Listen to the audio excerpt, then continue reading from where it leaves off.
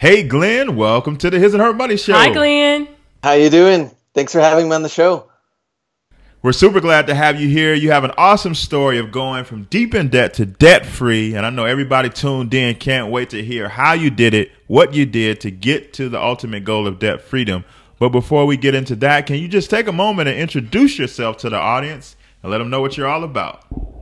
Sure. My name is Glenn. I am a graphic designer from El Paso, Texas. I have a YouTube channel, Hustler Hacks, and I paid off my debt by reselling things on eBay and Amazon, things that I find at garage sales and swap meets and different stores. So just a little bit about myself.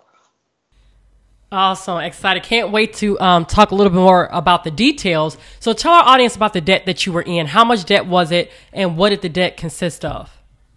Well, right after I graduated from college, I guess you get to a point to where you're like, you know what, I feel great. I'm accomplished. I got this degree. So I went out and I bought a brand new car, which my car had already been kind of beaten down anyways. I was like, you know what, I'm going to get a brand new car. So I got that. And then my student loans kicked in like 6 months, after I started my full-time job, after I graduated. I still had credit cards that I had like books that I paid books for, other things like that. So all of that piled up, and it was about like $55,000 that I was in debt. And it just really started to like get to me after over some first like year or two. I was like, man, how am I going to pay this off? Wow. Now, you talked about it being $55,000 and you were wondering how you were going to pay it off. How long did it take you to pay it all off? When it came to actually the car and the student loans were very, very similar. It took me about like 4 to 5 years. I was on like the student loans were supposed to take me like around 10 years. The car was supposed to be about 6 or 7. So I was able to, to knock those down a bit, but most of the time it just really had to do with reselling. I mean, that's really what helped me the most. That's awesome. So can you talk about the triggers? What led you to saying, you know what, I don't want to live like this. I want to get out of debt? It was probably like that second year by full time I was working, and I just found it like almost nearly impossible to like put money away. It just seemed like, paying off, okay, I have this, I have the car, credit card, student loans, and of course, gasoline, groceries, everything was just coming at me all at once. I was like, man, how am I going to do this? I think it really triggered me with the student loans. Like the number just would not go down. I was like, how am I even going to do this? Like, where am I going to find this money? It seems like it just seemed like the numbers always stayed the same every single month. So I was like, I have to do something, and I really want to knock this down. So it was just really seeing those student loans. It just got to me after a while. Now, for a lot of people, they're looking at their student loan balance, and they kind of have the same, thoughts that you had. Like, man, I keep sending them a check and the number's not going down. For some people, though, they take the approach, or they use that to get to the mentality that I'm always going to be in debt. It just is what it is. There's nothing I can do about it. How come you didn't go that route in your thinking? How come these letters that you were getting, or the bills, made you try to figure something out? Why didn't you take the approach of it is what it is? I'm just always going to have a student loan payment. I guess seeing other like YouTube videos, and you'd see the stories once in a while too. I mean, your videos are great, and seeing different, outlets, news outlets, how people paid off their student loans, and it's not impossible. So I would see it, people are doing it out there, but how? And I would try to figure that out. What do I have to do that's extra? And sure enough, I had to put in the work after work. And, I had to find that side hustle that was being able to get me to pay for these loans. And that's really what it was. Once I got into that, I just wanted to learn more and more. I saw the money starting to come in a little bit more. I just kind of like built off of that. So let's talk about the side hustles a little bit. Here on the His and Her Money show and our entire platform, we preach to the masses, you know what, get a side hustle. Do what you have to do in order to get out of debt and to build wealth. So tell us, how did you get started into doing the side hustle? Did you learn from someone else? Was it something that you read or watched? And tell us, what were the first initial steps that you took? Well, I started selling on eBay a little bit. Well, I think when I was junior, senior year in high school, I used to like customize like custom NFL McFarlane figures. So I would like paint them into like different players that weren't out. I used to sell them on eBay and things like that. So I'd make a couple of money doing that. But then I kind of stopped because I was in college. I was just like I wanted to graduate. Did everything I could, doing all the homework, everything like that. So I really didn't have the time to kind of have that side hustle. But after I saw the student loans, I tried to do something, and I remember passing by a garage sale, and I was thinking, like, I wonder what those people are selling. Like, I had a little bit of eBay experience, but I was like, I wonder what they're selling. Anything that I could find here that maybe is worth something that I could sell. I contacted my friend. He is a teacher, coach at the time, and he also had student loans. And we kind of just started talking back and forth, like, hey, what do you think? What are you trying to do? And he wasn't too sure either. But he was doing a little bit of garage sales here and there. And I was like, you know what? Let's start going every Saturday. Let's try to make it a point that we're going to go 5 a.m. Let's make it a point of our schedule. And sure enough, from there, we just started going from there, every single Saturday. What were some of the things that you would come across that made you think, hey, you know what? Maybe I could make a profit of this on eBay? Because, I mean, you go to garage sales and you see all kind of stuff. So how did you kind of narrow down or what had value? Figure out, what was of value? Yeah, I started just, I guess, going with what I knew and what I felt I had some knowledge in. So like sports or like jerseys, I was a big fan of video games. Things that I knew that I liked, I would kind of try to look for those things first. So we'd find a lot of like retro systems, Nintendo, Super Nintendo, and those things were really selling really good at the time and a little bit easier to find compared to now. So, those things I was really trying to focus on. And then over time, I just started to like, I'd find something like, hey, what about this? I'd research it real quick on the app. Hey, what about that? I'll research it on the eBay app again and see what they're kind of selling for. So I started learning a little bit more and more about what's kind of selling out there. And then sure enough, you would see similar items like almost every other Saturday. Hey, I'll pick this up. And I just started going from there. So tell us, how big of an impact did that have on knocking out your debt? So when you first got started and you started going to garage sales, you started picking up these items. How quickly after that, or how soon after that, did you start seeing your debt trickle down? Well, I was like, you know what? I'm going to make it a point to where like my car loan, I owe the most on that one. I think I was paying, I didn't put anything down at the time because I didn't have any money to put down when I got the car. So I think my payments were like $550 a month or something. And I was like, I'm going to make it a point to just focus on this loan first.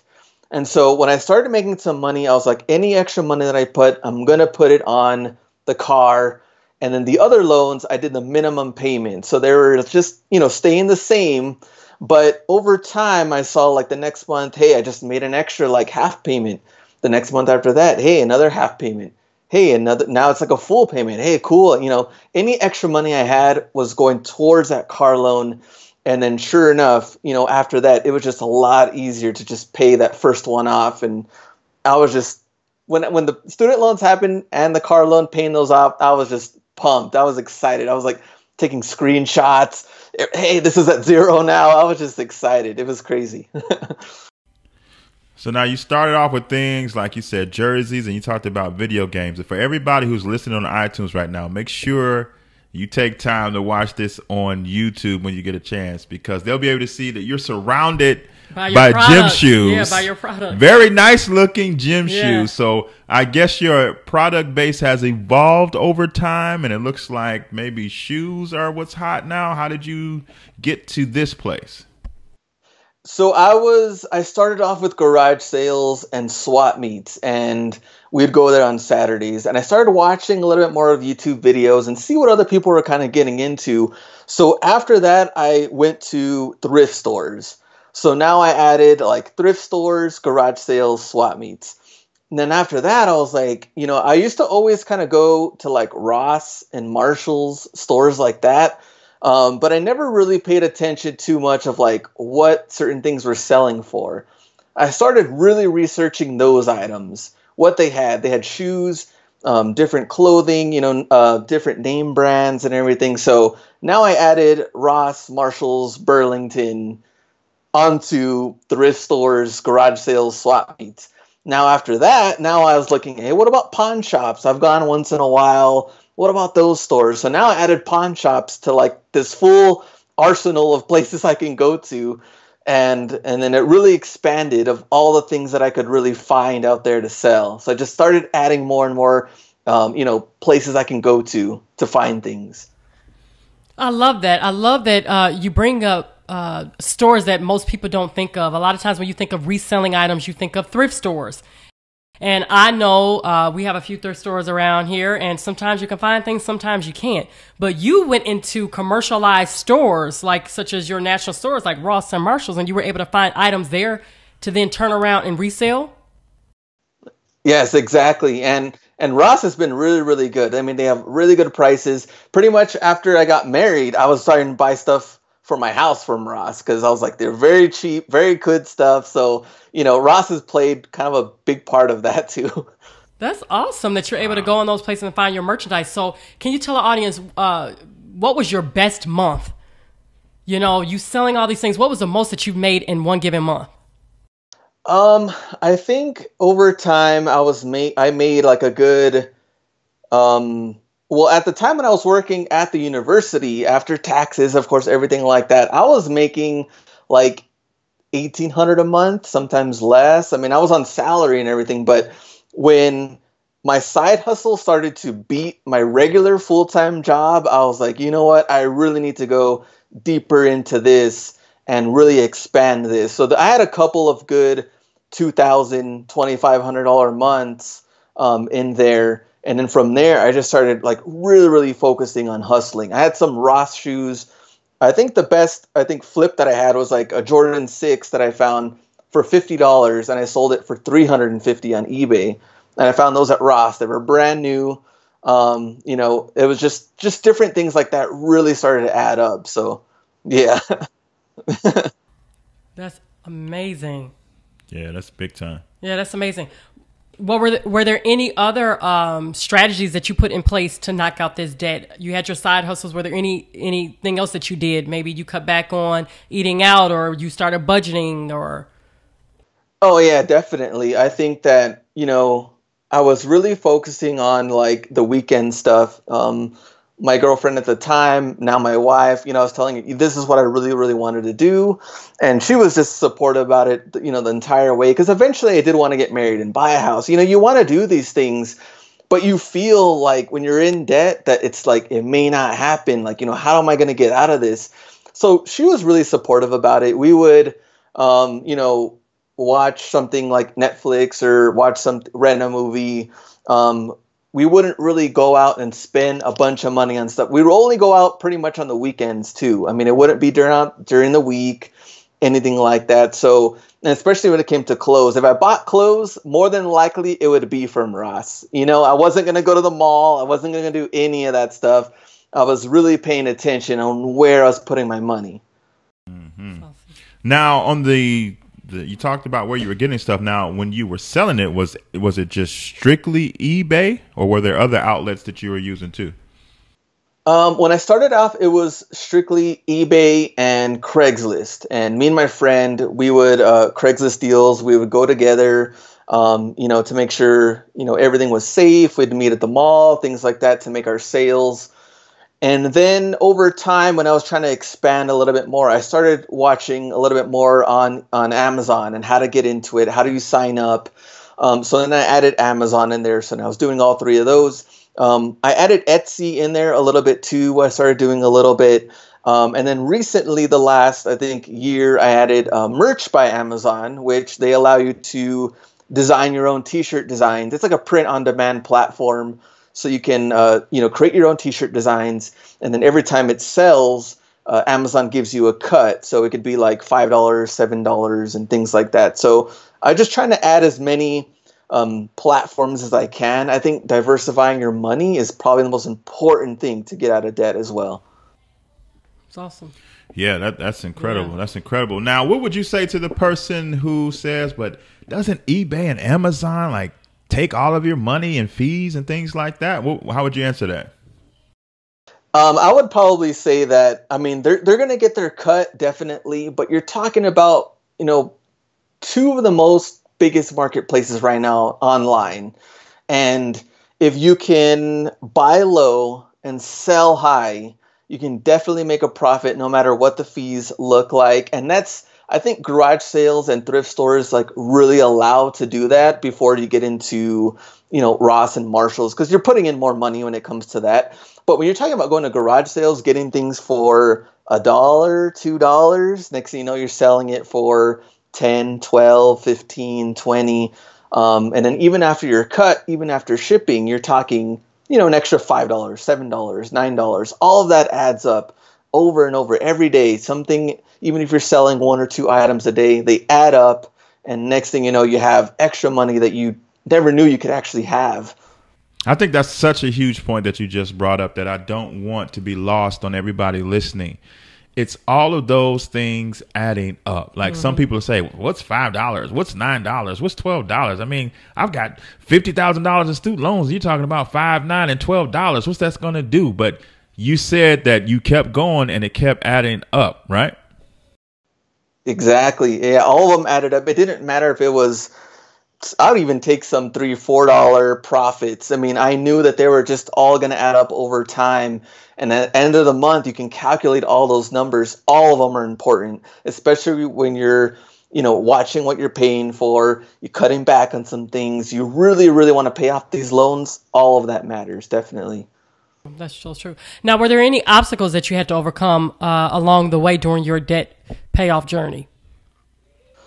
I think my obstacles was managing time, because I was working full time. So, a lot of people, you're going to say, oh, well, I'm tired. And, and it happens, you're there 8 to 5 like I was. And it still took me a good 30 to 40 minutes to get to my job. So I made a point to where after work, I'm going to go straight to the thrift store. I'm not going to wait in traffic for 30 or 40 minutes. I'm going to go to the thrift stores. And then after that, when traffic is cleared up, I'm not wasting those 30 or 40 minutes. I can get home and I have these things. I can take pictures of them. I could list them. So managing time was probably my biggest obstacle because, I had to put in the work even on the weekends to make sure I was going to get this debt down. Now, your journey took, you said, 4 or 5 years. Now, there were plenty of opportunities there for you to give up. There were plenty of opportunities there for you to say, you know what, I've done enough. This is, I can scale back a little bit and have some fun. But you chose not to. You chose not to give up. You chose to stay the course. What do you think was the factors that helped you to stay motivated to ultimately achieve your goal of debt freedom? To help me stay motivated, I think was just it's kind of funny because on the eBay app, when you sell something, it'll give you a little cha-ching, a noise comes out. And you're like, oh man, I just sold something. It kind of gets you a little riled up every time it comes on. So that kind of helps you hey, you know what? I sold something today. Hey, I sold 2 things today. And then counting, your monthly, I guess what you made for that month, I would see it and be like, you know what can I do to double it? Or how can I do to make a little bit of increase? What can I do what do I have to do extra to make that extra money? So I think seeing that extra money coming in and looking at the loans and seeing what it actually does to it just kind of helped me motivating more and more. Hey, I can get to it. Look at how much I'm putting extra. Hey, I put in an extra payment, because I never done that before. So seeing it, especially on screen, putting in those loans, it just got me more excited to really, really capture those goals. I'm like, I was ready. Awesome. What was the response like from your family and your friends while you were on this journey? They couldn't believe it. My mom was like, there's no way, that you're making this money finding things at garage sales. They're like, you can't. I mean, and she was, moms can get a little worrisome here and there. So she was kind of like, how are you going to pay off these student loans? She saw them on there too. And I was making these minimum payments and I told her a little bit about the side hustle and it took time because at the very beginning, I was just selling a little bit here and there. But after the, 6 month, 8 month, 10 month, I was like, hey, I can really catch on to this more and more. Yeah, I think even now, I don't think they really still believe it until they really saw what I was able to do after it was paid off. They're like, what? No way. Like, never thought it would get to that point so quickly. Awesome. Well, take us to that point where you made your very last debt payment. Tell everybody about that day, what it was like, how it felt. I think when I woke up that day, I already had it in my mind, like, I'm going to make this payment today. Like, it was just like on my mind from the morning. Once I made it, like I said, I had like a bunch of screenshots of the 000 on there. And I kept on refreshing the pages like, man, this is when I made my first payment. This is when I made my second payment. Like, I was going through it over and over and over again. I was just like, there's no way. I was just so pumped, so excited. And then, now I can really look back on it and really try to help others, because my brother also has student loans and he asked me different questions too. Hey, how did you get down? How did you get that all the way down? How did you pay it off? And he's trying to sell a little bit here and there on eBay as well. So I just try to help others too. Any questions I can answer, anything like that. So that's pretty much what happened. That's awesome. So tell us, compare yourself now being debt free than when you were in debt. It was just like a huge weight off me. Like, I just never knew what it felt like and going through, like, especially seeing that on screen, like student loans, 10 years to pay it off. I was like, man, like 10 years is really going to take this long, and it was just like a huge weight. And even now when I make different purchases, like, I'm very careful too. And I think if I was back in school, I think I also would have probably looked into it more on maybe trying to do a little bit of side hustling while I was in school. But I definitely look at things differently now, being debt free. And I know I don't want to get into that thing now. And even with my wife, she doesn't have a credit card, anything like that. And she's always been in the same track to where if I don't have the money, I'm not going to buy it. And so we're always on the same page when it comes to that. So I know the future when it comes to that money stuff, it's definitely going to be handled differently, I think, from then.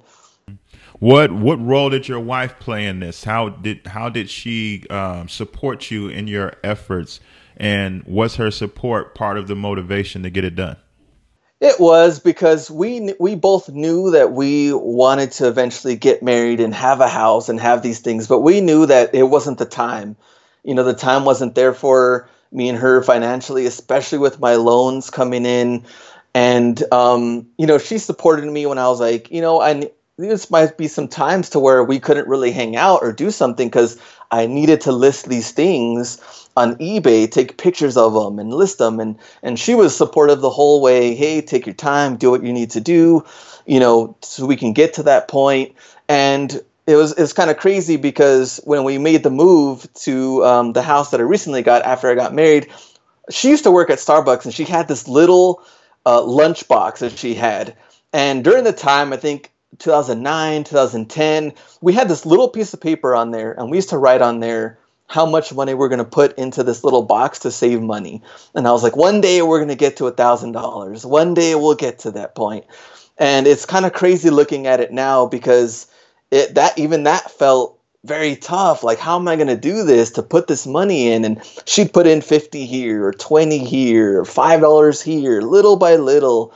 And eventually that was the money that helped me kind of make my first purchases on garage sales and to build that money more and more. Dang, that is amazing. So what is the biggest life lesson that you learned during all of this? My life lesson, I think, probably would be the combination of diversifying the income. I'd see a lot of people that were in the same situation, but one thing that I noticed that was true was that maybe they weren't doing anything extra outside of work to put in some extra work to get to that point. So kind of relying on the 8-to-5 job wasn't really going to do it. And I knew that after, the first couple of years, I was like, this isn't going to do it. And, how are other people doing this? And that's probably the lesson, is putting in the extra work after work, even when you're tired. You keep pushing it. You want to reach those goals. And then, just staying motivated and staying positive too, that you can and you will do it. I think that's huge. Yes. I think that a lot of people are defeated in their heads before they're defeated in their finances. And I think that you have to, really, that's the premise of the show, is to show you that people are doing it so that everybody that's listening and watching knows that they can do it too.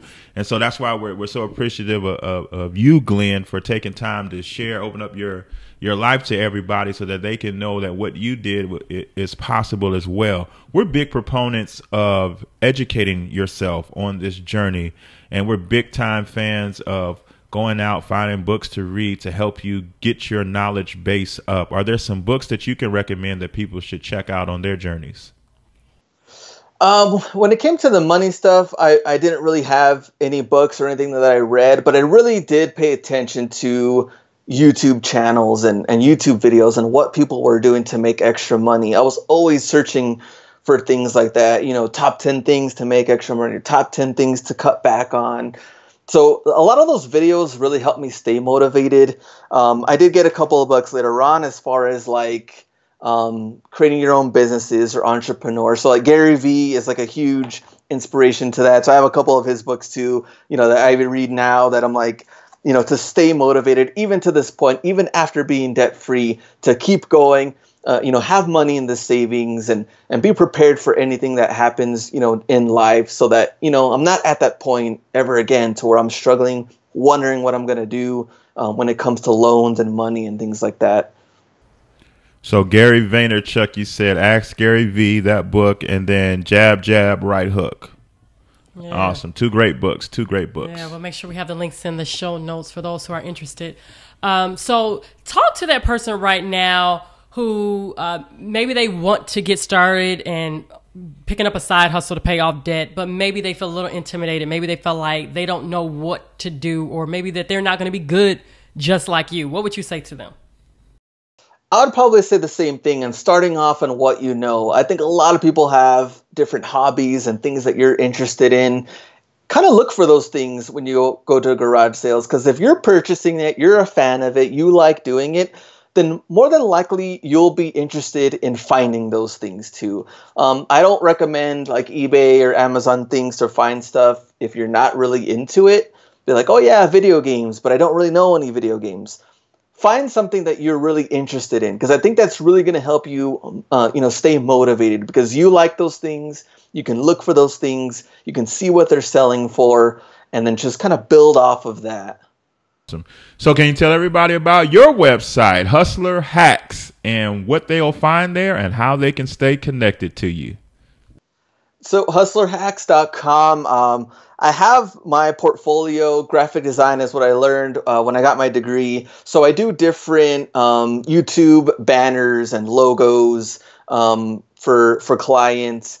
So I have a portfolio on there, but random times for my channel, I have like different giveaways and things like that. But they can contact me through there if they have any questions on like getting started on eBay, getting started on Amazon, or even different money questions if they want to ask me anything like that. Or I get a lot of questions regarding like Ross, those stores. And because more than likely you'll have those stores than thrift stores. Because like you said, sometimes thrift stores are hit and miss. So Ross, Marshalls, Burlington, Tuesday Morning, I found like quite a bit of stuff there too. More than likely you'll have those in your town. So people would ask me, what do you think about this? Or what do you think about that?